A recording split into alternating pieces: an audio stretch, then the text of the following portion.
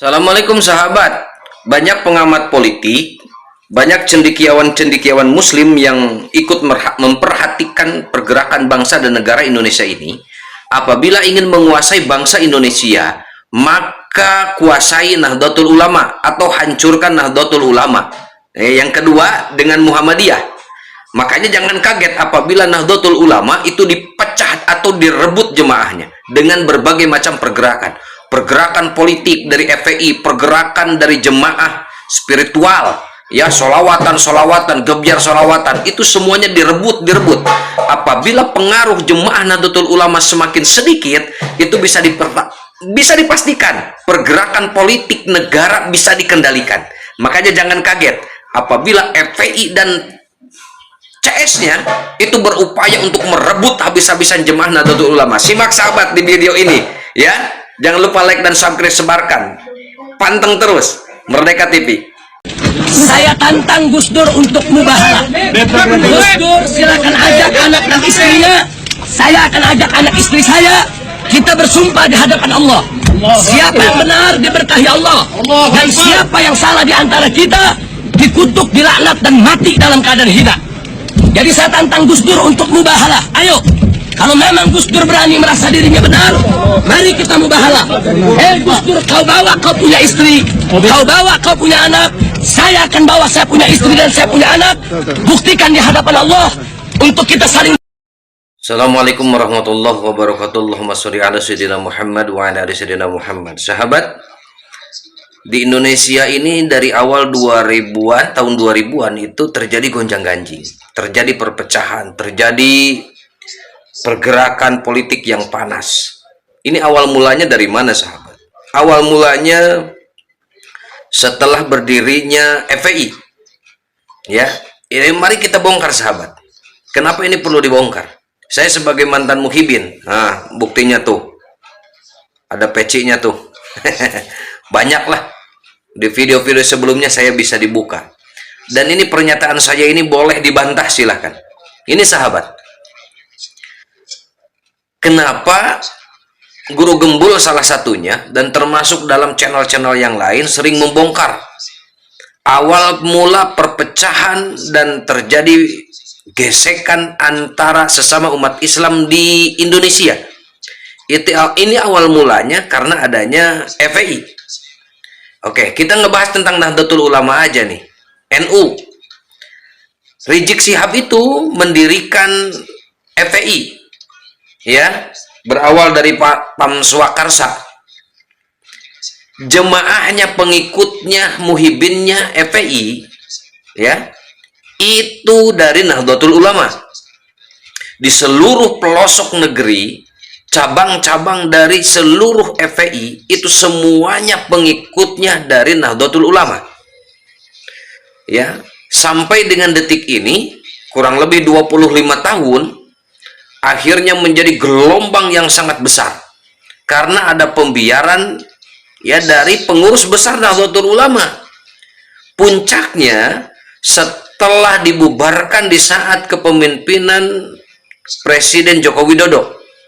Nah, mulai itu ada pergerakan, ya, semakin memuncak di saat Kiai Imaduddin, ulama dari Banten, membuka tabir rahasia, ya, ternyata mereka selama ini mengklaim sebagai durian Nabi, terbantahkan, tertolak, mungkote, jidan selamanya.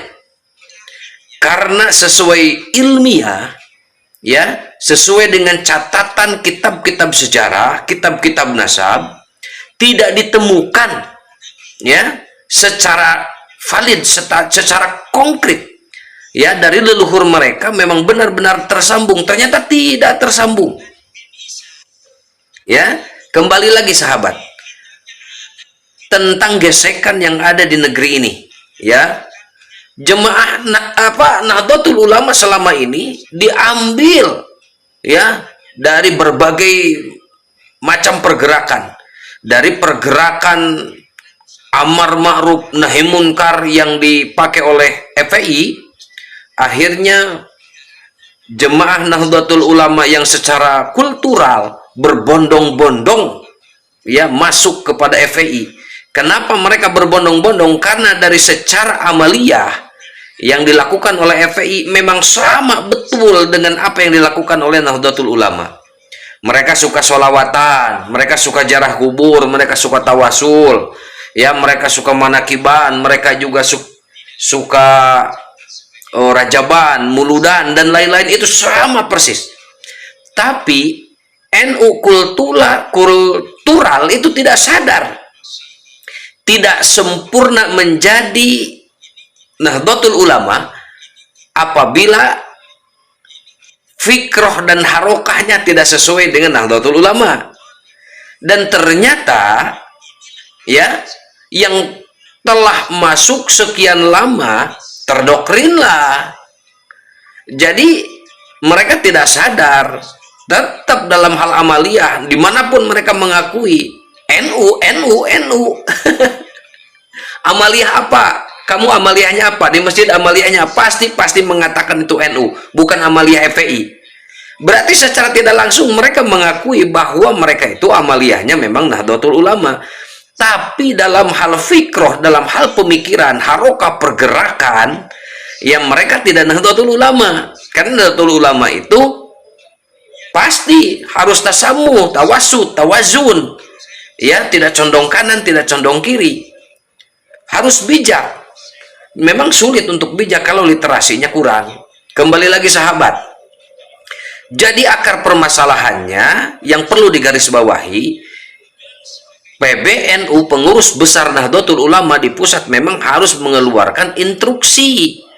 Memang ada semacam pergerakan untuk perebutan ya jamaah Nahdlatul Ulama lewat pergerakan fikroh dan harokah.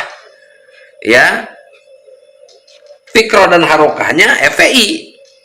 Ya, apalagi setelah dibekukan dan dibubarkan pergerakan ormasnya menjadi ormas yang terlarang, mirip seperti PKI, mirip seperti HTI, itu sudah dibongkar, itu sudah dibubarkan. Jadi memang instruksikan saja surat edaran secara resmi, dipublikasikan secara menyeluruh di seluruh negeri ini. Akhirnya orang-orang yang ada di bawah, orang-orang awam, itu akan membaca dan mengetahui bahwa FPI memang sudah terlarang. Ya, terus dari pemerintahan memang harus secara masif memberitakan kepada masyarakat, ya, di media sosial, di media televisi, gembor-gemborkan. Ya, tidak mungkin ya mereka punya pasukan yang begitu besar dan kuat apabila terus media sosial ya diberitakan, di media televisi diberitakan, dan pemerintah ikut andil. Jangan cuma sekali dua kali sudah beres tidak diberitakan, dan ini berbahaya. Dan meskipun sudah dibubarkan, mereka tetap kan membangun lagi, membikin lagi pergerakan dengan nama yang sama meskipun arti yang berbeda. Yang awalnya FPI, Front Pembela Islam, kan istilah yang sama ya, FPI juga, tapi Front Persaudaraan Islam, tapi kan dalam hal pergerakannya tetap aja sama, merugikan dan membuat gaduh di masyarakat, membuat terus adu domba di masyarakat, menghujat dan menyerang pemerintahan. Dan itu yang terjadi sama-sama saja, meskipun artinya yang berbeda, ya tetap orangnya orang-orang sama. Jadi memang ini sangat berbahaya. Jadi sahabat-sahabatku dimanapun berada di seluruh Nusantara, ya, ayo jangan pernah diam, bersuaralah sekecil apapun, meskipun tindakan kita tidak membuat perubahan besar di negeri ini. Minimal kita berada di pihak mana? Minimalnya kita pernah bersuara, meminimalisir apapun yang terjadi di lingkungan kita khususnya. Ya, semoga viral, akhirnya bisa mempengaruhi dan menjadi inspirasi di seluruh warga negara Indonesia di Nusantara. Ya, jadi ayo suarakan terus, ya, karena kita menemukan serangan-serangan, cacimakian, hujatan dari kelompok ini sangat berbahaya. Karena muhibin selama ini selalu dicekoki dengan informasi-informasi yang keliru, dengan hoax, dengan tidak seimbang. Ya, akhirnya karena sudah di branding menjadi duriah Nabi, apapun yang dibicarakan, apapun yang disampaikan, ya dianggap benar. Dan ini bahaya. Jadi pemerintah pun harus turun tangan, Bapak Prabowo. Ya, melalui Pak Muhaimin Iskandar sudah memberikan bocoran, Pak Prabowo pun sudah mulai tidak percaya dengan Habib ya sebagai durian Nabi, apalagi data dan fakta kenyataan realita ditemukan merubah sejarah Indonesia, merubah sejarah NU, membuat kuburan-kuburan palsu sampai 3.000 di seluruh Indonesia telah ditemukan tuh ya, 2 tahun yang lalu itu sudah ditemukan, apalagi sekarang. Tapi alhamdulillah dengan pembentukannya organisasi meskipun baru nih seumur jagung, PWILS memberikan gebrakan yang sangat luar biasa, bela negara, bela bangsa, meratakan seluruh kuburan-kuburan palsu yang disinyalir itu memang fiktif, memang tidak ada jasadnya.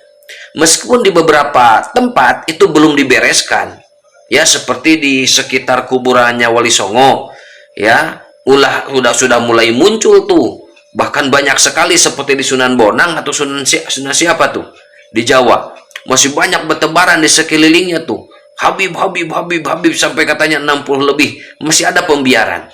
Dan ini memang perlu konsolidasi dengan pengurus yayasan, dengan pengurus duriahnya Wali Songo, ya. Apakah memang betul, ya, atau memang fiktif? Kalau memang fiktif itu, ya ratakan saja karena itu sudah menjadi bahan yang sangat berbahaya di kemudian hari karena bisa merubah sejarah yang ada di wilayah tersebut. Jadi sahabat, perpecahan selama ini, kegaduhan selama ini di Indonesia, saya simpulkan, awal mulanya terjadi gesekan sesama umat Islam khususnya, apalagi umat non-muslim pada umumnya, terjadi kegaduhan, terjadi gesekan yang begitu tajam setelah kemunculannya FPI. Jadi ayolah pada bersuara semuanya, ya. Jadi apapun bentuk gerakannya, apapun nama baru, istilah baru, organisasi baru, kalau itu saja orangnya yang menggerakkan dan yang mengendalikan, tolak. Negara pun jangan mengizinkan. Kesbangpol termasuk Kemenhumkam, tolak saja. Ya, ini sangat berbahaya karena ini mumpung ini pemerintahan yang sangat luar biasa dari mulai Bapak Jokowi, ya sekarang Bapak Prabowo, ini sangat luar biasa, sangat harus hati-hati sebelum mereka menancapkan pengaruhnya di berbagai lini, di pemerintahan, di bidang konstitusi, apapun. Kalau mereka sudah menguasai di parlemen, ya sampai menguasai orang-orang untuk menguasai ya untuk urusan konstitusi, wah ini susah. Contohnya itu di mana tuh? Di Kalimantan atau di Sulawesi kayaknya ya, ada nama bandara yang dipakai Sis Al Jupri, kan sampai seperti itunya. Kalau dianggap sebagai pahlawan, iyalah boleh, nggak jadi masalah, itu kan kebijakan dari pemimpin setempat, ya. Tapi dalam hal sejarah kewilayahan bangsa dan negara, nama wilayah itu dipakai itu jauh lebih relevan dan itu jauh lebih luar biasa. Apa yang terjadi apabila mereka sudah menguasai bangsa dan negara ini di berbagai lini, dan ini sangat berbahaya. Bakal semakin banyak lagi korban, bakal semakin susah dan berat lagi perjuangan untuk melawan dan mengendalikan mereka apabila mereka sudah menguasai di berbagai lini di pemerintahan ini.